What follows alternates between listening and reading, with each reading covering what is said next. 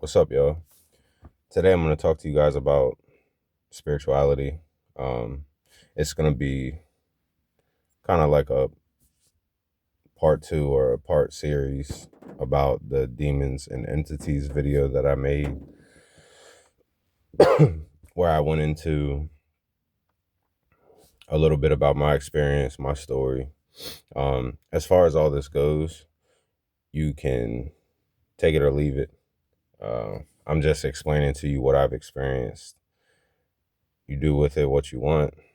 Um, but these are the things that's happened. These are the things that I've seen. These are the things that I've heard, um, whether anybody wants to believe it or not. So, for a little background, I grew up in spirituality. I also had an experience with church. Um, because, like most families, in a family, you have people who believe in different things. I've had family members in my life who believe in nothing. I've had family members in my life who believe in God, Jesus Christ, and traditional Christianity. I've had people in my life who believe in a power greater than yourself, a God greater than yourself, and spirituality. I was raised under the spirituality side. I spent a little time with a family member who went to a standard Christian church. Um, I didn't care for it. I didn't like it. I didn't buy into it. Um, so when I returned back to my family, my my my mother, I got raised under spirituality. I started getting my cards read when I was between the ages of like 10 and 12. So I was a kid getting put on to these things. Um, and I'm grateful for that because, and this is just my opinion, but I feel like being raised under spirituality and being raised under family members who cherish your gifts, support your gifts, and see you for the soul that you are instead of seeing you as a human condition, cultivating your intelligence, growing your spiritual gifts by connecting it to your intelligence and connecting it to your nature, what you are inside, not what the world turns you into, but who you are from childhood as you walk through life. I talked about the flip side of that, which is in a household that's also under, I would say, dysfunction, just to summarize.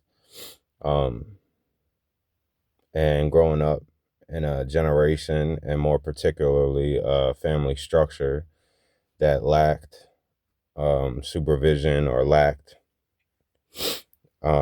further guidance. You know what I'm saying? Like, my mom made sure I did good in school. My mom made sure I knew how to keep an environment. My mom made sure that I knew um, how to take care of my household, how to set the energy, set the intention.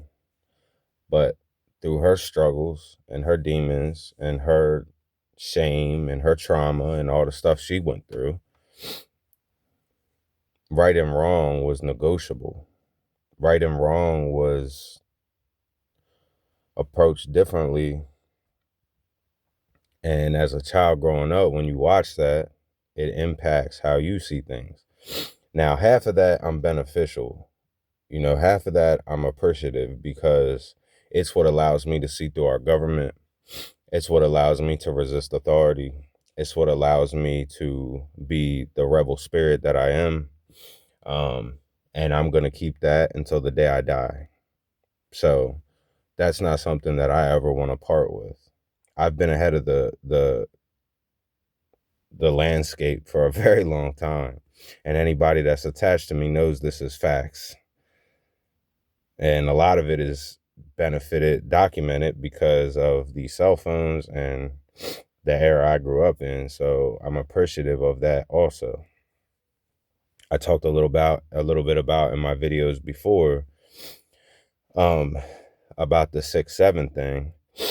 And I had posted a picture of myself probably I'd say like, maybe 15-ish years ago, right?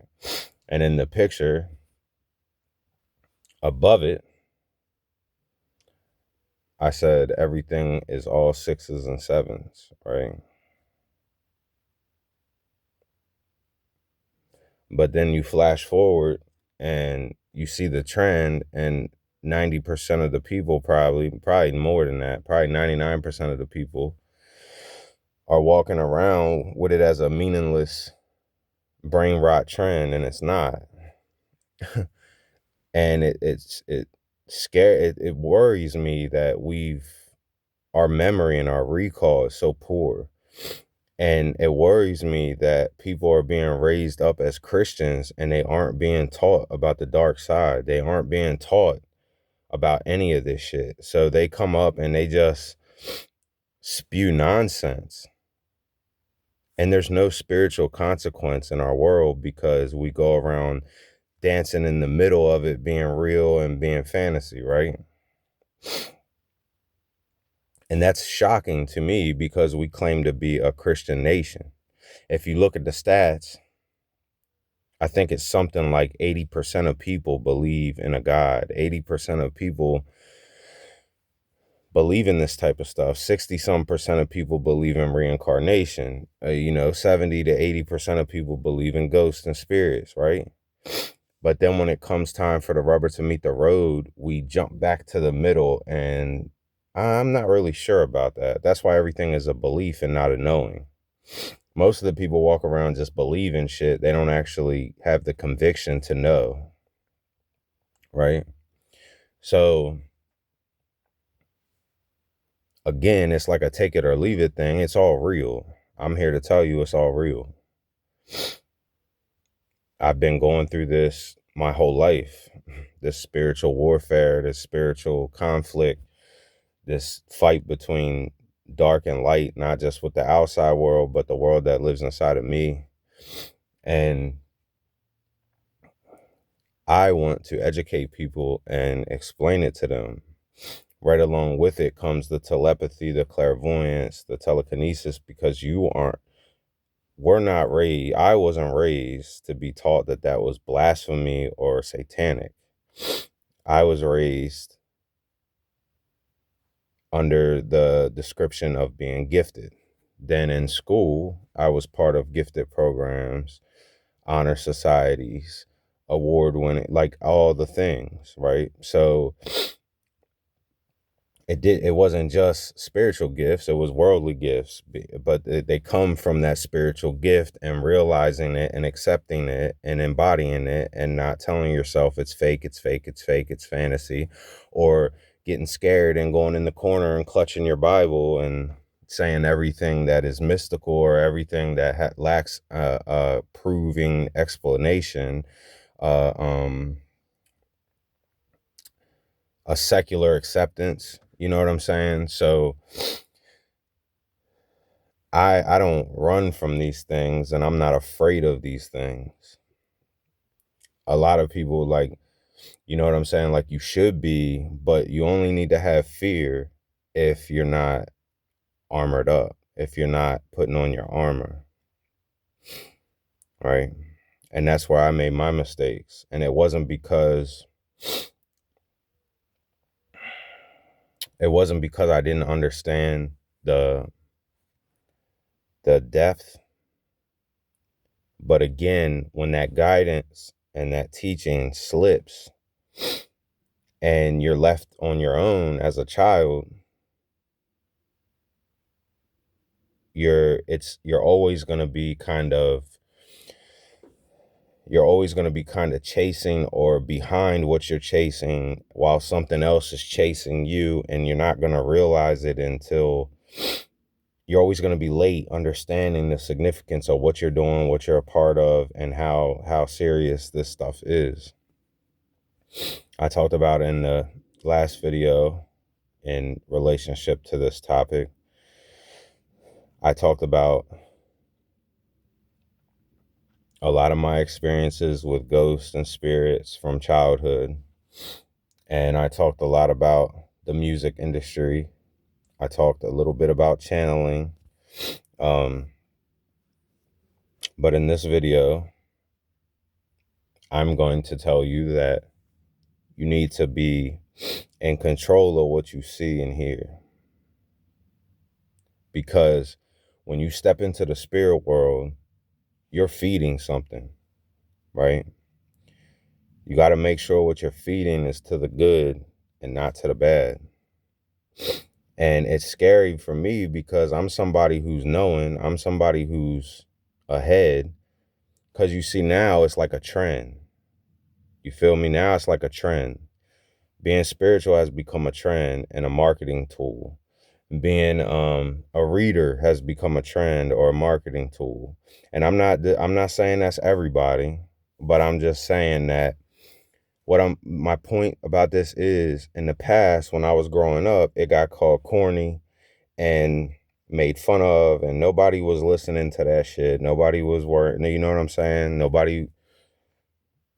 But now you look and it's popular now. It's part of the acceptance. It's part of the trend. And that's dangerous because you don't realize that the people are making this a trend are negative energy. They're doing it in negative energy. These people are killing people. They're talking about killing people. They're talking about voodoo and worshiping the devil and all this type of shit. And, growing up as a kid, listening to the music that was already there, because it's not a new thing. It's just now it became popular because now it's more influencers, artists, movies. Like if you look at the trend, the most popular genre of movies is horror/paranormal. It's the most watched. It's the most popular. That's why you see it being oversaturated. Same thing with rap and hip hop. Hip hop took over the industry. So a lot of people will be like, might say like, oh, why you always trying to be down rap music? Why don't you talk about rock? Because rock don't exist, bro. If it did, I would be talking about it. It don't exist no more. Hip hop took over. So now you got to own up the consequence. When my dad was a child, it was heavy metal and rock and roll that was getting called the devil, right? But that's gone. Hip hop took over. So it's what we're going to talk about. Skrilla and Folio and Trippie Redd and all these other rappers who come out here, you know what I'm saying? Like Eminem, because I guess he's still kind of relevant, but he was a big one. I mean, all he talked about was devil, kill, suicide, blah, blah, blah. You know what I'm saying? Like, but it wasn't just him. You know what I mean? It was a niche genre, just like horrorcore.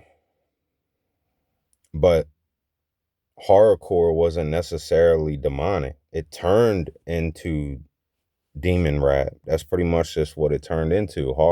Horrorcore and sad boy music just turned into demon music. That's just what it turned into. It didn't start that way, but that's what it evolved into, or devolved, however you want to look at it.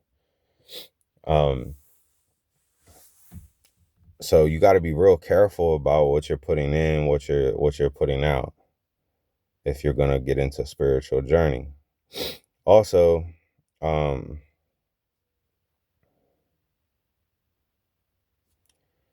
I would suggest, like, this is just me personally, again, take it or leave it.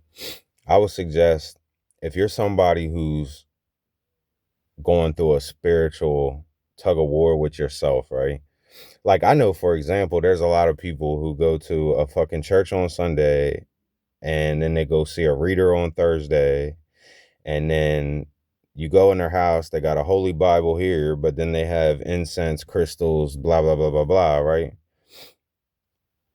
And we've been taught that that's blasphemy. We've been taught that that's, you know what I mean? You're playing the role of a devil, right?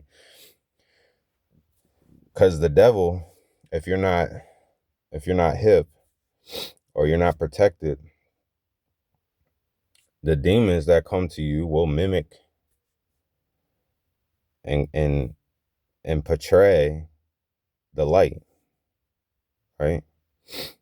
So you got to be really solid in your spirituality, or you'll get left vulnerable and susceptible to possession, and you'll get left vulnerable and susceptible to a life of torment because you can't shut it up once it comes. You can't stop it. You can't stop the visions. You can't stop the voices. You can't stop any of it. And in order to medicate it, I'll just say that, you have to work so fucking hard to keep it down and keep it away. And that drives you crazy too, all by itself. That fucks with your head. That stresses you out. That drags you down, right? It takes a toll on you. And these things can get put on you in childhood. These things can come to you in childhood. So a lot of people will see the adult and think it's something new for them, and you know, they'll talk down on them, but they won't look and see that innocent child that got put on to things and turned to things when no one else was around, and nobody was there saying, like, hey, you shouldn't do this. Nobody was around saying, I'm not going to let you listen to this. Nobody was around saying, I'm not going to let you watch this. If anything, they were giving it to you. They were letting you have it. They were purchasing it for you. They were turning it on for you. Like, I started watching horror movies when I was probably like fucking 8 years old. Like, you know what I'm saying? So, like, and that's not something, like, I'm not gonna do that with my children. You know what I mean? Because it's why do you need to? What's the need? Is it necessary? Probably not. And I don't think it's necessary for anybody to support these types of things. It's a big difference in somebody making music or movies about spirituality and somebody making music and movies about dark energy, dark forces, the darkness. So I want you to think to yourself about what you're struggling with spiritually. And then I want you to think about, before you keep pulling yourself all over the place spiritually, consider doing your shadow work, especially if you're an adult. If you're young, innocent, my recommendation to you would be, don't play with the darkness at all. Stay on the light side, because it's a risk you're taking to even enter darkness. It's a risk you're taking to even dabble with darkness. You're taking a huge risk. And that's not something that a child should be risking themselves for. And as a parent, it's like trial and error. So I'm not beating you up. You know what I'm saying? Like, you have to have the thought first. When you're conditioned, like I got conditioned, like I was listening to parental advisory music and watching R-rated films when I was like 8 or 9 years old. And then by the time I was, 10 or 11, I'm already watching porn. I'm already looking at murder on the internet. You know what I'm saying? So I'm rushing to know everything and see what the world is all about, but I'm geared towards the darkness, and it's on purpose. It's part of the mystique, and it's also part of our culture. So at home, you have to have like a really strong foundation or you'll get less susceptible.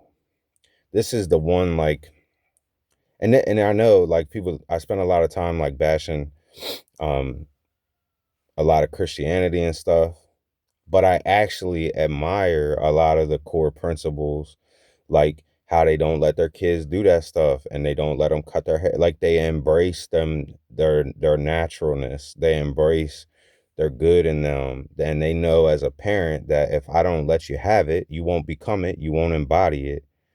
And what you do as an adult is your business. But I know that at home, I did my job to keep you away from that. And I applaud that.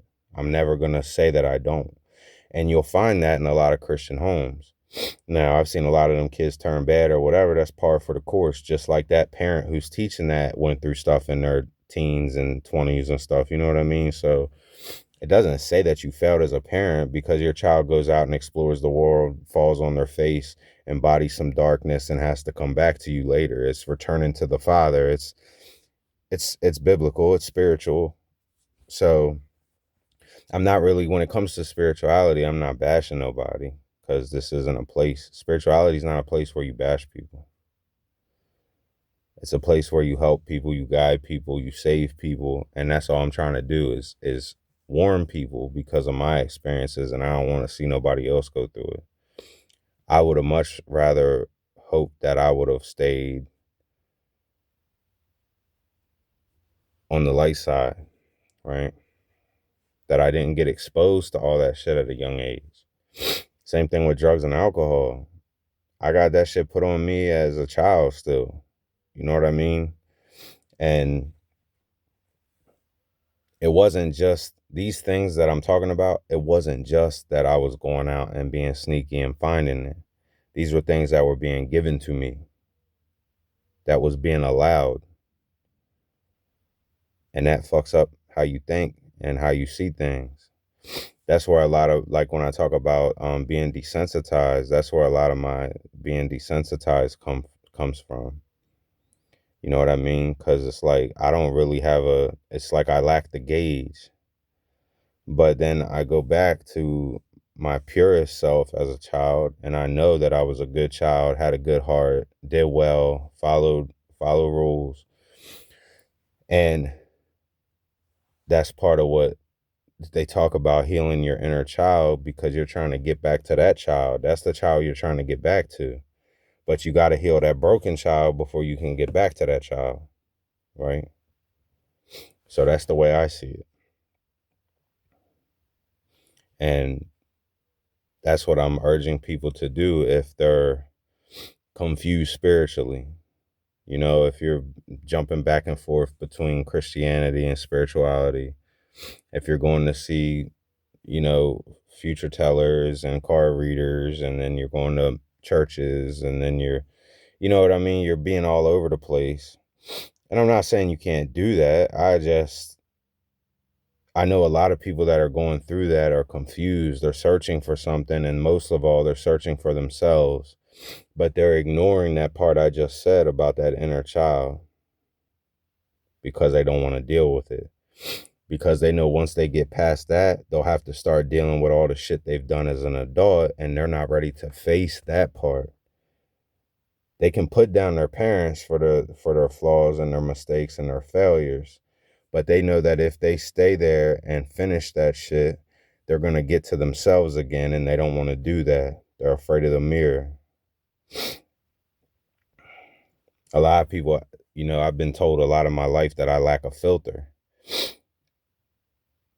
And I lack a filter because I understand the importance. Just say the shit. You know what I'm saying? Just admit it. Just get it out. Because if you go around filtering yourself, you're lying to yourself. Don't have to be cruel, but you don't have to mute yourself. That's society. That's conditioning. That's groupthink. That's bully culture. Like I talked about in my last video. Don't do that to yourself. Be yourself. Don't lie to yourself about your experience.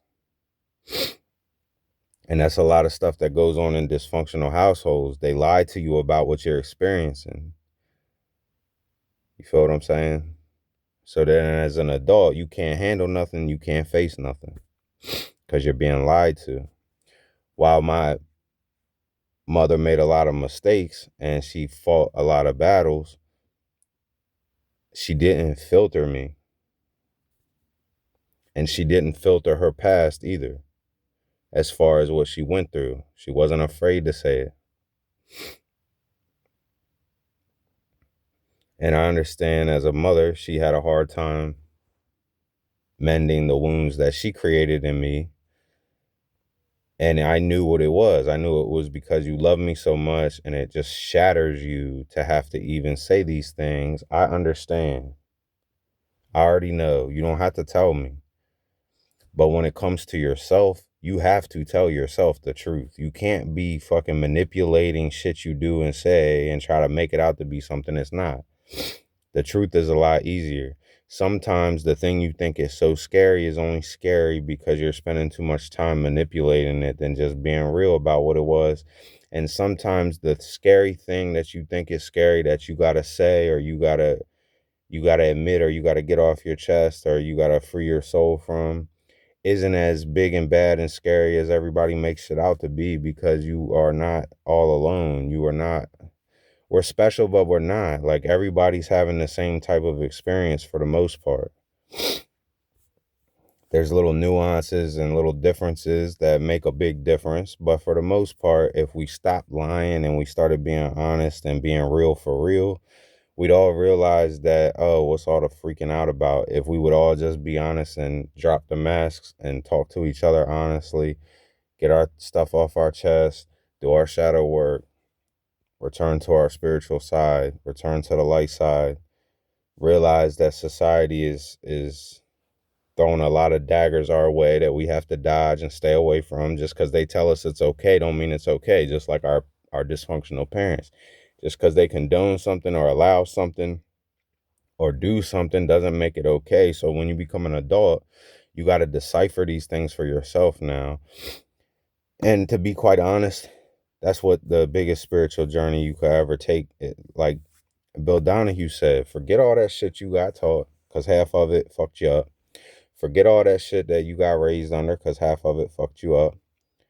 And even if it didn't, even if you had a good background, even if you had a clean, a cleaner existence,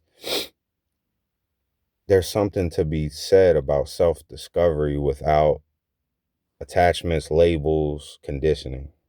Even if it was good conditioning, take a leap. Go out here and leap. You're only going to be here the way you are today one time. It's like we're all racing for some destination, but it's just the fucking ground or the air, you know what I mean? We're not headed nowhere but to death.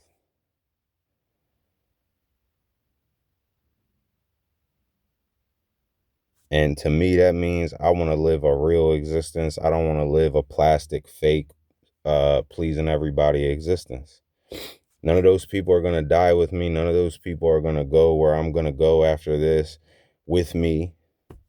I don't know who I'm going to see when I get there, but I'm not worried about the rest of the people. I'm worried about my relationship with my soul and my spirit and my God. And I'm worrying about making sure my children stay off the wrong path, stay on the right path. So far, so good. Like, yeah, we got struggles and shit, but my kids are angels.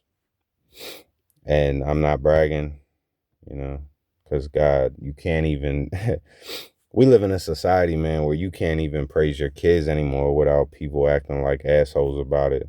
You feel what I'm saying? So I'm going to just leave it at that. But for a lot of you that are having these spiritual struggles who have children, yeah, it's urgent, right? But that panic is not going to help you in the spirit. Calm and relaxing is what's going to help you in the spirit. So don't freak out about it. You know what I'm saying? You know what's right and wrong still. Just be real. and start to slowly, it's hard, right? Because now we got like habits, slowly start to remove the obvious, or at least have an honest understanding about it. You know what I mean? It's a slow walk. It's a walk to the end. It's infinity. As long as you're breathing air, you're going to be walking towards something and walking away from something else. That's just life. So I hope this was useful for you. And if you have any questions, I answer whatever questions you have. But I really just want to urge people to slow the fuck down.